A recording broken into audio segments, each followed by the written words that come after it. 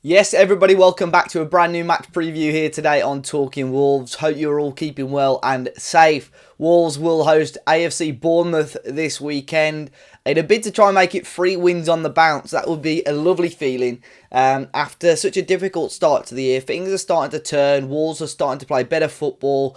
Atmosphere is starting to come back. It just is starting to feel pretty good to be a Wolves fan again. I think coming up towards the World Cup break, we're all down in the dumps, and now Lopetegui's sort of got the buzz back around the place, and things are looking good. Of course, still a long way to go, but Wolves are in a much better position now, a number of points clear of the drop zone, and I think this Saturday is a good opportunity for Wolves to try and extend this impressive run they're on. Today we're going to be looking at the latest team news, my predicted lineup, and of course we'll have the opposition preview as well. Be sure to hit the like button and subscribe to the channel if you haven't already. We're very close to 15,000 subscribers, which would be an amazing achievement to hit, so I really do appreciate it.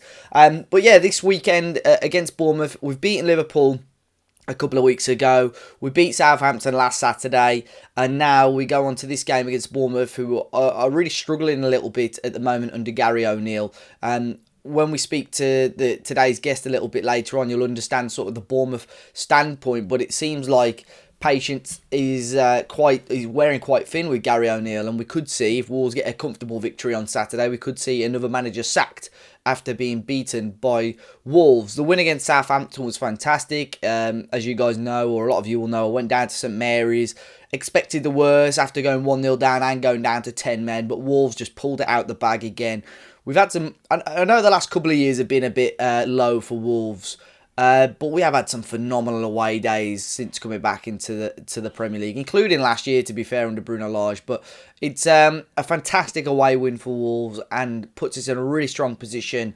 You know, takes another 3 points or takes some sort of points off sort of relegation rival if you still class us in that group of teams. But the game against Bournemouth is another big one for Wolves. Back at home, back with the Molineux crowd, and hopefully we're up for it again. I thought the atmosphere was great against Liverpool. I thought it was good against Southampton away as well, and I'm hoping they can bring it again. I know they're trying to bring one or two new things in, specifically into the South Bank area on Saturday, so keep your eye out for that. But really looking forward to this match. Of course, big team news is that Mario Lemina is suspended. He got sent off for his second yellow against Southampton. Still, you know, we had a big discussion about it on our podcast, but still don't quite understand the red card. But he is obviously going to be out for this game. Pedro Neto looks like he's back. At the time of recording the last preview, I was umming and ahhing a little bit, but he was in the squad for Saturday's game against Southampton, got 45 minutes and a goal under his belt against Arsenal 21s on Monday as well.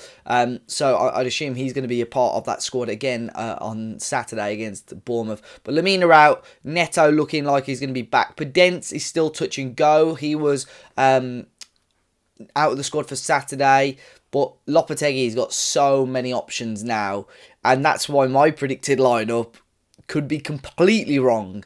Let's go to it now. I've started with Jose Sarr in goal again. I think he's been improved the last few weeks. I think he was under a lot of criticism over the last few games or so, probably since Manchester City, really, after Manchester City. But Liverpool and last week he's been much better and made a couple of good stops. Back four, I've gone with Hugo Bueno, Kilman, Dawson and Nelson Semedo. Midfield and attack could be where it completely changes. Now, I've gone with a 4-3-3, and I've gone with João Gomez to come in alongside Ruben Neves and Matheus Nunes, which I'm really looking forward to seeing if that is the case.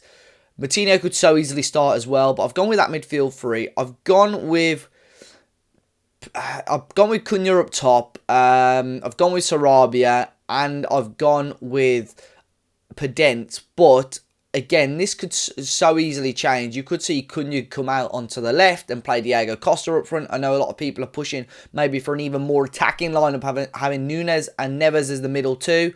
Maybe bringing someone like a Dharma in and having like a number 10 in there. So there are so many options for Wolves. Or does Lopetegui stick with the way he started against Southampton, which was almost Matheus Nunes as a left winger, and that way it will keep Martino and Neves in the squad, maybe even João Gomez as well. So there's so many options with this Wolves squad at the moment, and it's I don't think Lopetegui's quite figured out his best 11 as of yet. Of course, he's been unlucky with suspensions and injuries at times, but it's a really strong 11 for Wolves, and I think the depth is phenomenal as well, because I think players like Neto, probably not quite fit enough to start, but I think he's obviously going to be in the squad. Diego Costa had a good cameo against Southampton.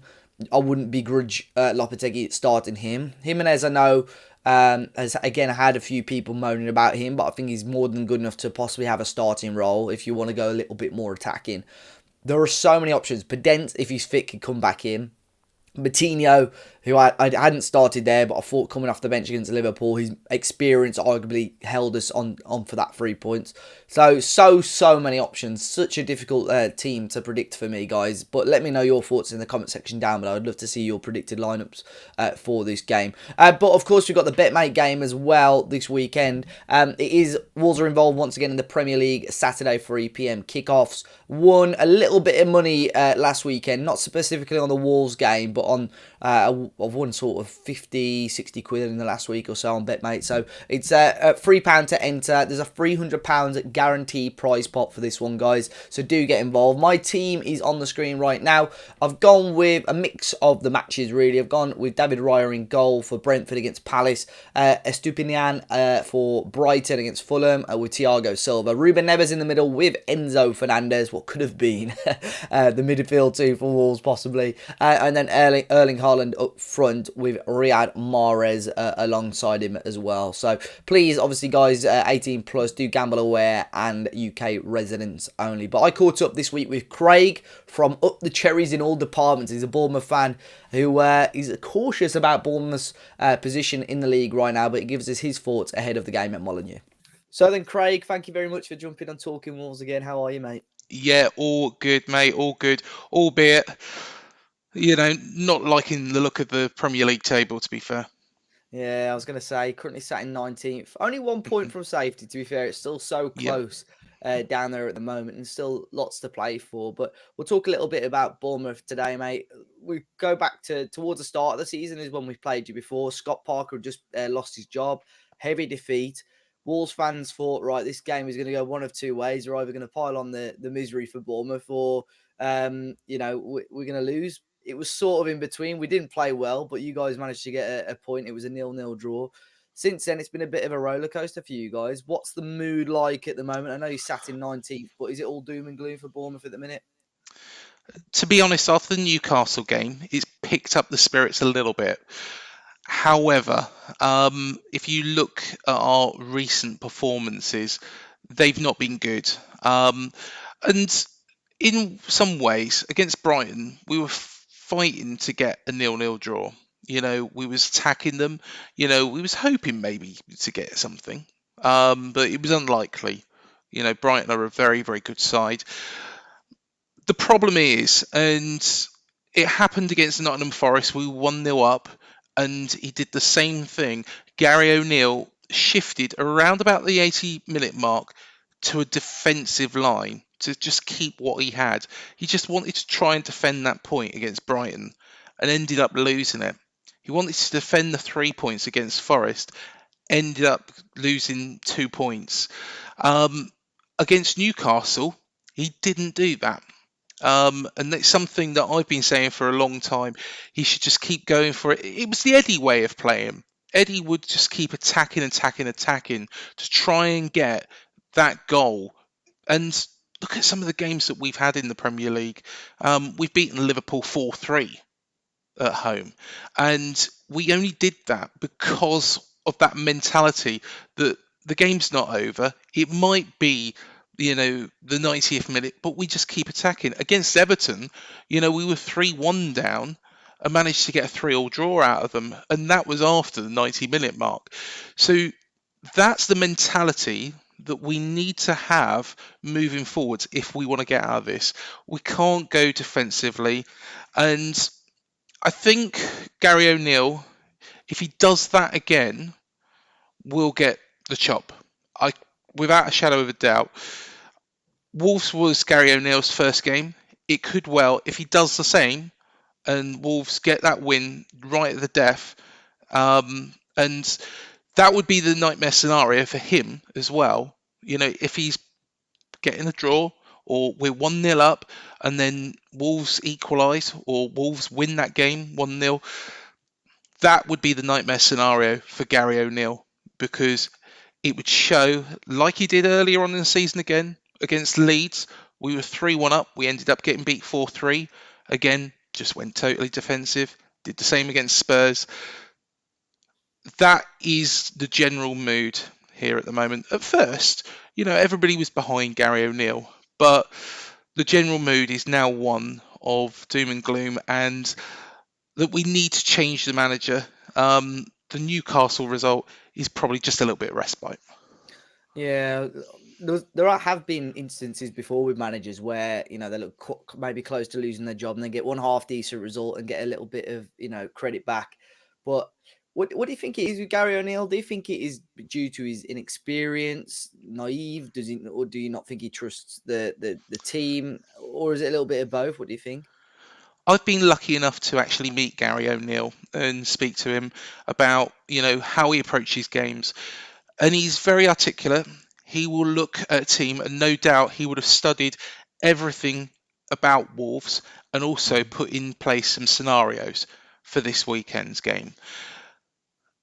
So it seems like he has got the knowledge and, is dedicated and works hard to the role. Mm-hmm. I think it's his in-game management which is the biggest problem.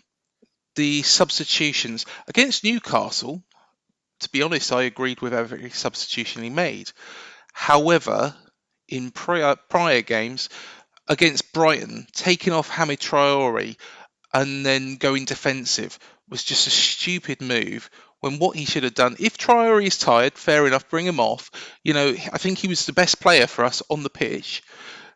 Take him off, move Semenyo back, and put Kiefer Moore up front so we can start putting the balls into the box. It's the in-game management, really, mate, and that is what is affecting his chances here, and probably if people looking in, it'll affect his chances elsewhere as well. Yeah, we spoke a little bit. We did a preview on your channel, Craig, but we spoke a little bit about Bournemouth's investment in January. What did you think of the January transfer window? Because, I mean, again, from an outsider, I did see Bournemouth linked with a number of players, but spent a little bit of money. Were you happy with the way that the club and the board approached the January transfer window? Do you think it's enough help to keep you in the Premier League?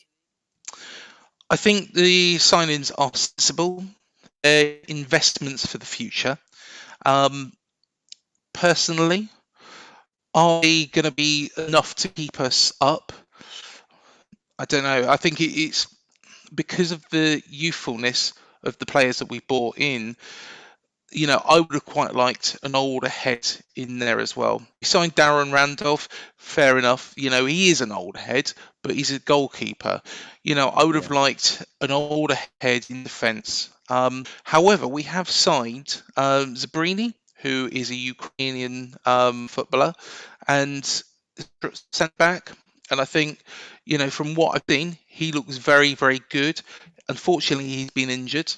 Dongo Atara is blistering on the right hand side. Very, very good attacking player. Signed from Lorient. It was a little bit of a suspicious transfer deal because Bill Foley actually bought some shares in Lorient, and Oh, then right, okay. the following couple of days after that, Atara had made the move. Hamid Traore is on loan from Sassuolo, and we've got an option to buy him. Whether or not that option's there if we do go into the Championship, whether Traore will really want that, I think somebody would snap him up in the Premier League anyway. It's to be seen, but he's a great bit of business. He's very, very good, turns players very well. He's quite skillful as well. Vina, limited game time so far, but again, a left back looks good. And Semenyo, I think I had Mark McAdam on my show from Sky Sports, and he said he's Yeah. very polarizing. One moment he's unplayable for Bristol City, the next minute, where's he gone? No, Yeah. nobody knows. And that consistency really needs to improve. And I can see what he means, because in games there's things that he does which looks really, really good. There's things that he does which you think, well, that's not going to work in the Premier League. So I think, from what we have signed, you know, I'm happy. I Hmm. am happy with the signings. You know, I would have said a little bit more experience would have been nice. Last time we were in the Premier League, and he didn't play a great deal of games for us, but Sylvan Distan joined us, and around the place he bought a lot. He did bring a lot. We were linked to some other crazy signings. McKennie, of course, who's Yeah. gone to Leeds, and Zaniolo, Yeah. which would, well, I can't ever imagine that how that story went. Is that we went over to Roma to actually approach them about Vina, who, of course, we did sign on loan, and they turned around and said, "We've got Zaniolo here. We want to Yeah. offload him. Do you want him?" And we, this was from Mark McAdam. It was a case of, we can't afford him. He's not going to come to Bournemouth. We're too small. We spoke to the player, and he said as much. But I think as soon as the transfer window was coming to it, closure, Zaniolo decided to change his mind and Mm. was like, "Yeah, okay, I'll go to Bournemouth." But by that time, we'd already made enough signs. So he's still at Roma. It would have been amazing to see him here. But there's reasons Roma are wanting to offload him. I don't think it's down to injuries. I think it's probably down to attitude as well. Mm. I think Wolves were sort of in that boat in January as well. We signed some quality footballers, but signed experience as well. We lost that with Yeah. Cody going, with Sace going, with Ruddy going. Signed Dan Bentley, who's a championship goalkeeper, but captain at Bristol City. We signed Craig Mhm. Dawson, who's got massive amount of Premier League experience. Sarabi, who's got Champions League experience. So I think Wolves did that, and probably Craig, why we're sort of in a half decent position right Yeah. now. Are there any players, one or two Wolves players ahead of Saturday's game that are going to worry you, that you think could cause Bournemouth some serious problems? Neves being back. Yeah. So yeah, whenever he plays, he's just a different quality. He's a different Mm. quality. What he's done for Wolves, so far, has been brilliant. Has been Mm. brilliant. But as an overall team, I think, as shown against Liverpool, Wolves have really pulled it out the bag, and at the right time as well. There's a lot of managerial changes down there now, of course, with Leeds, of course, with Southampton. I think personally, if Wolves do beat us at the weekend, I think we'll probably change our manager, and of course Everton as well, the big one. Um, So, yeah, I think Wolves are playing well. And to be honest, it goes to show you have got 10 points out of the last 15. Mm. I think that's a good basis. I don't think you should worry too much what's behind you, and maybe just push into that mid-table position. Fingers crossed, mate. Craig, to finish off, score prediction. What are you thinking ahead of Saturday? Um, I don't think he'll do either side any favours, Yeah. but I'm going to go for a 1-all. I think we'll score if we play the way we are doing. I think Wolves will score. I'm Mm. hoping that Wolves goal doesn't come as a result of sitting back after that 80th minute and just inviting the pressure on, because if that happens, O'Neill's gone. Yeah. I don't think the fans will stand for it. If Wolves go 1-0 up and we equalise, that's a different story altogether. But yeah, sitting back, it's not worked. That's why, to be honest, Scott Parker used to do that all the time. That's why we got thumped 9-0 at Liverpool, because we did that for the entire 90 minutes. So Yeah, I'm going to go for a 1-1. I think it'll be a close game, mate. I've just gone with a Wolves win at 2-1. Mhm. But we'll wait and see. I think it'll be a close game, and yeah, let's see for Bournemouth after Saturday how they can get on. It'll be interesting to see, obviously, the managerial situation. But Craig, to finish off, where can everyone watching this video find you and your channel? Yeah, of course. So thank you for having me on, Dave, again. Pleasure. So our channel is called UTC IAD, Up the Cherries in All Departments. So we have got opposition preview shows. Of course, we have had Dave on as well. But we have also got things on like interviews. We've got our podcast and loads more raw reaction videos as well. So any Wolves fans who do want to get involved, it's normally on a Sunday night at 8 o'clock. So feel free to check out the channel and get involved. The StreamYard link will be in there. Thank you very much, Craig. Thanks for jumping on. We'll see. Well, fingers crossed, we do have another match previewed next season and with us Yeah. both in the Premier League. But yeah, after Saturday, all the best for the rest of the season, mate. I'll chat to you soon. Thanks so much, Dave. Cheers, mate. So big thanks once again to Craig. I really do appreciate it. You can check out his channel in the description down below. And like I said there, I've gone with a 2-1 Wolves win prediction as always. But I think this is going to be a close game. Bournemouth came out a little bit more against Newcastle, made life difficult for the Magpies. So I would be intrigued to see how we start. But I think with us being at home, we should have the edge. And if we can make it 3 wins out of 3, and it's my birthday on Saturday, so if Wolves can give me a win on Saturday, that would be massive. As always, guys, do let me know your thoughts ahead of this game. Be sure to hit the like button, subscribe to the channel if you are new, get involved in the BetMate game. A link for that is in the description as well, and I'll see you all next time.